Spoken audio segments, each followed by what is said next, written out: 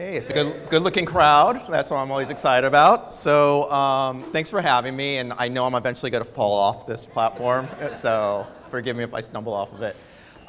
So thank you for the introduction, Pepe. So so I work for NBC Universal. I've been at the company for 14 years now, all within games, and obviously games are my passion. I've been lucky enough to be in the entertainment industry for 20 years, so got some experience with brands and other items. My goal really is to take our different properties, which are television and films, and translate them into digital mediums. I'm lucky enough at NBC Universal to represent a portfolio of about 4,000 IP of TV shows and films, and we're releasing new ones every day, every week, every month.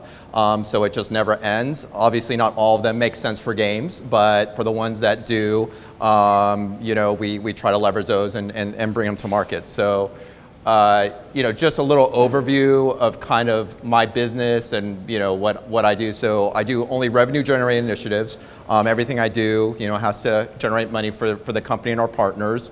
Interactive games, when I started at Universal and I was at Disney, it was traditional console, PC games, and obviously as times have moved on, we've gone to relevant platforms, with mobile being a key focus for us right now. We do other things, just apps, short-form content, and just any emerging technology that's out there. We'll look at that, we'll see if it's interesting, and kind of keep a pulse on the market, and if there's revenue generating opportunity, we'll take advantage of it. And then personalization products, whether it's stickers or emojis or things like that, that's another thing that falls under my purview. So, just some of the brands that we represent, we've had some good success with on the interactive space, so things like Jurassic World, Fast and Furious, Minions, Pets, Trolls, How to Train Your Dragon. I think one thing that you'll see from here is that at Universal, we're very much about building these franchises and having a 365-day kind of relationship with our brands. So, for Jurassic World, obviously that's based off of the original films that came out 25 years ago, but, there's a new film coming out in June, go see it. And, but in between films, we try to create an ecosystem where people can really get engaged, and there's no better medium than games for people to do that, right? Like a film is 2 hours long, a television show is a half an hour long. There's no other medium where you're spending 100 hours in there. And so games is is important content for the ecosystem of all the brands that we have. Just some other brands that we represent, you can kind of see the breadth of things. I think one of the things that's really interesting about Universal is that we have the kids and family stuff, we have the more mature stuff with things like The Purge or Scarface, but really something that kind of hits every demographic. And there's some television content that we have. Mr. Robot's obviously great, so just some other things. So why are games important to us? Well, I think, as I mentioned before, having an ecosystem where we have fans of different properties and making more experiences for them is just important. And once again, we're a content company, so great ideas and great creative can come from anywhere. And to me, it's like they come from games, right? And so, that's why talking with developers and talking to the creative community is so exciting for us, because, hey, a great game idea can come out for a brand that we can flow back into a film or to a movie or to a TV show or something along those lines. And great ideas can come from anywhere. And so we really try to reach out and find the development community. And in the end of the day, someone kind of, in Eastern Europe would never know to reach out to me and say, hey, I love Mr. Robot, I'd love to do something with it, right? And so we try to change that structure, and that's why we're present at shows like GDC. Because we want to say, look, we're NBC Universal, we love great creative, and you come talk to us. You might have an idea, and there might be a relationship to be had between our two parties, and make it happen. Don't think of us like this big company that you'll never get through kind of all the layers and levels to get to me. So from that's important. And then in terms of marketing advantage, so one thing that we're doing at NBC Universal, and we'll kind of announce it more later this week, is we've had a lot of success on mobile, especially with our brands. User acquisition, obviously, we have a competitive advantage when you have things like Minions, which has 800 million installs, or you have Jurassic World, or you have Fast and Furious, which Fast and Furious is #1 Facebook entertainment page. It's easy to get installs and organic installs and lower user acquisition, so we have this competitive advantage. And because we've had so much success we are taking a lot of our biggest brands in-house and basically starting a publishing unit at NBC Universal. So you'll see coming out later this year some of the first games that'll kind of be under that model, but we're going to use kind of the power of NBC Universal and kind of all these brands to kind of create a network pretty quickly, and we know we'll get to scale just because we've had success in the past. And then cross-promotion and Symphony. I think one of the other things that people may or may not know is we're owned by a company called Comcast, the largest internet supplier of high-speed internet in North America. And they purchased us, I want to say, about 4 years ago. And since then, our group has really grown by leaps and bounds because they understand games, they respect it as a medium, and they've actually given us funding to kind of move to the place that we're going to. And so we love the fact that they're now our corporate owners. And to give you an idea, this is some of the things that they own. So Xfinity is kind of the cable and high-speed internet they do. You know, since they acquired us at NBC Universal, they also acquired DreamWorks, so that's more content that we have. We have the theme parks, and then here's just all the television networks that we have, as well as just all the digital platforms like Fandango and kind of other things. So just hundreds of touch points, and we look at that, that's obviously a competitive advantage that we have to kind of promote our games, make interesting partnerships that kind of help everyone. So this is what I was talking about, kind of the ecosystem and why, to me, games are just so critical and important, and Jurassic World is a perfect example, so I appreciate you guys getting this T-Rex over here. So, you know, you kind of see this ecosystem. So you have the films, but, you know, they come every 2 or 3 years. So what do people do in the meantime between those films? Obviously, they're fans of Jurassic. They want to kind of live that lifestyle or kind of interact. So we have the traditional consumer products, which are the toys and apparel and things of that nature. We have publishing with our books. But, you know, once again, to me, it's like the games and digital is really where you kind of capture those people and kind of, you know, interact with them between film windows.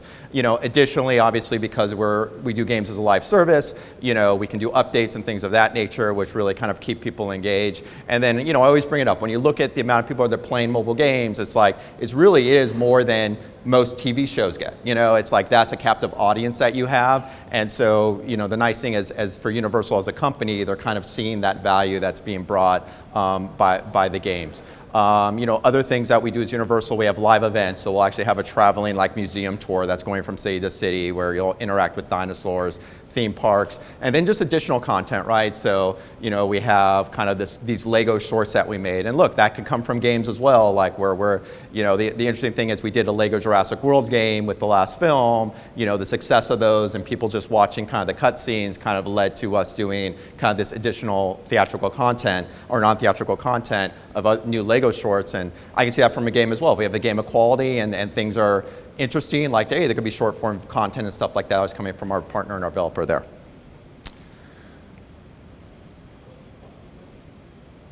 All right, let's see if this works. It's going to happen. There we go. So just to show some of the success that we've had, you know, from an IP perspective, and so, you know, Minion Rush, you know, is the top 5 downloaded game of all time, 870 million downloads. 74 billion bananas collected, for whatever that's worth. It's just a great game, and I think, you know, one of the things that we feel is very important is obviously the quality, and that's a great quality game. It was 300 original animations in that game, and I think that kind of came through. It wasn't a traditional runner that you kind of see. Jurassic World, you know, we have a partnership with Ludia. We've done multiple games with them. We recently, you know, kind of announced a new partnership with them as well to tie into the new Jurassic World movie. And then Fast and Furious, you know, that brand is a monster for us. We're going on the 9th film in the franchise, and it's one of those unique films or franchises that actually kind of trends up instead of trends down. And so that brand is really synonymous with, you know, kind of racing culture and things of that nature.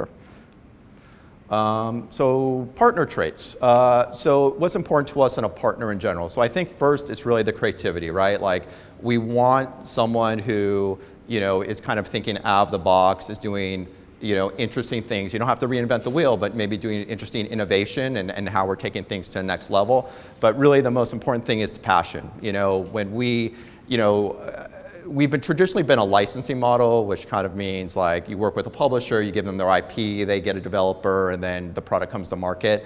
To a certain degree, that model is a little bit broken because the development kind of comes after a deal is signed, and that developer may or may not have passion for your property, and that's really, you're just not going to get a quality product. So, the reason we're at GDC and the reason we're doing panels like this is because we want to find developers and understand what they're passionate about. And if they come to us and say, hey, I love Back to the Future, and that's my favorite brand, I've always wanted to do something for you with that, well, great, let's talk about Back to the Future versus me throwing some other brand out at you that you may or may not want to do. And so, that's really important.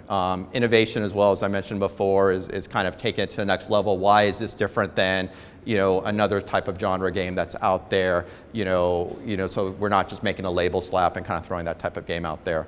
And then collaboration. Look, we know what we're good at Universal in terms of marketing and making big events and experiences and having this great IP. We're not game developers. We don't have any in-house development.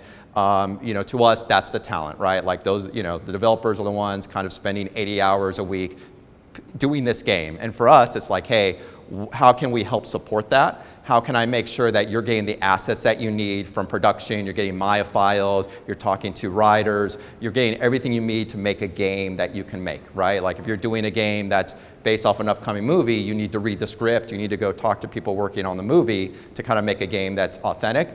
We'll make sure that happens. If there's any approvals that need to be done, we'll take care of that, make sure it's seamless. We just want to make sure the developers concentrate on developing a good game. And that's what's important to us. And then, obviously it's like, hey, leaning in when help is needed, right? So, if you need extra resources and we have them at Universal, we'll kind of help the process. But we really want to basically bring the best of both teams together and kind of make the best product that we can. And then last is really transparency. Like we're very open and honest at Universal, maybe, maybe too much so. But I think, one of the things that kind of goes bad, especially working with brands, is a lot of third-party companies are not, sometimes they're worried about showing us items because they just feel it's not perfect or up to snuff or what have you, and they feel like we're not going to get it. I will say, I've been in the industry for 20 years. A lot of people that work in my group have been there 10, 20 years as well. We've seen everything, and so we'd like to see kind of every point of the process and really over-communicate, because in the end of the day, what we don't want to happen is, hey, we agree on a game design document, and then we go away for 2 weeks or 2 months and see a prototype, and it's completely different than we all envisioned, right? And that's just a waste of everyone's time. So it's like, hey, let's just talk, be transparent. You're always getting time with us. We have a lot of partners in Europe and Asia, and so look, we're taking calls early in the morning for our European partners, late at night for our Asian partners. We're working on their schedule and their time to kind of make sure like that communication is always happening and always open.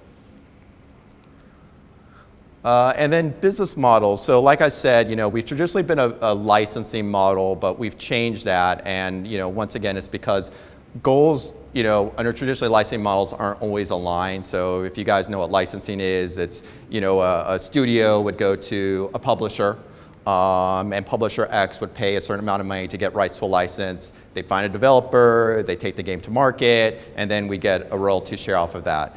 In general, it's a good model because there's really no risk to us as a studio, but goals are never aligned in that model because the developer who's chosen may not be the best quality developer, they may not have passion for the property, the partner may feel, look, I don't need to spend as I normally would spend on a AAA project because I'm going to get all the movie marketing campaign and kind of all that with the brand. And so in the end of the day, there's always kind of this friction that's going on. And so what we're trying to do, is, especially in mobile, is say, look, let's figure out a partnership model where we want to find great creatives, great development, come to us. If we can agree on the development, that's step one. And then let the business model follow. And let's figure out the best way to take this to market, whether it's Universal as a publisher or some other model, and figure out a way that we're both benefiting on the profit of the game, where in upside and success, we're both participating in a bigger way. We don't want to treat developers as work for hire or anything like that. We want to really, truly align our goals where we're making a great game that in success, we're both doing well. And So how do you make it work, right? So if you're interested and you say, hey, I love this brand, how do I make it happen? I think, you know, two things. One is we have to kind of align on the creative, right? Because that's really the key of this game is like, hey, I love, you present to us your idea of what a game could be, and then we'll go and we'll discuss internally with our creative team. We'll have multiple conversations. If we agree on creative, then we can really, at parallel path, talk about a business model and say, okay, what can Universal provide to you?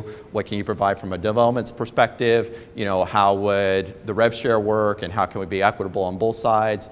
And it's really that process, that kind of working on both sides, you know, where I think, you know, traditionally when under licensing model is more like, hey, let's get the business model taken care of and then we'll figure out the creative later. Like we really want to lead with creative before anything else. And then at that point, you know, once again, we want to work and make sure that our partners can make the best game they can. So it's active, you know, access to creators and creators. You know, it's giving all the support that we can from a Universal standpoint. And once again, I said, you know, the over communication. And then it's also just being thoughtful, planning and testing. So, you know, the nice thing about our group is we've kind of grown exponentially over the last 6 months. We have about 50 people in there for data analysis and metrics and kind of everything else. And so, you know, we want to work to make sure we're doing a very thoughtful process in terms of releasing a game as you need to do in mobile. You know, and I also would say in terms of support resources, one of the nice things is because we are owned by Comcast and, you know, they're a $100 billion company, you know, kind of spending and promoting and helping a game work, that's not an issue. You know, as long as the metrics and KPI kind of show that there's opportunity here, we'll support a game. And then lastly is, you know, leveraging the power of NBC Universal, right? It's like, hey, our home entertainment team, our theme parks, how can we get everyone to know that this game is out and get them to install this game? And I think we've been very progressive in terms of doing on-air marketing and kind of things like that to really kind of drive people and try to get those installs. So I think, let me see if I'm right. So this is the video, and this is something we announced last night that I'm very, very excited about. I've been working on this for 10 years, and it finally came to fruition. And basically, hopefully it shows our philosophy, which is really to be kind of a developer-friendly company.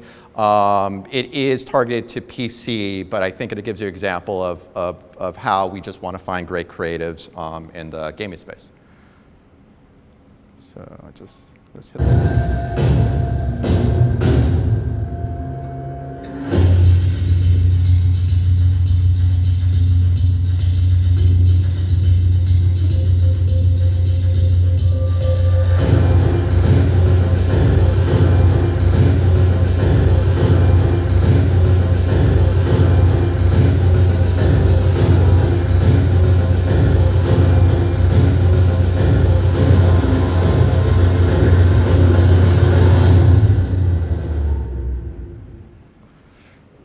So, you know,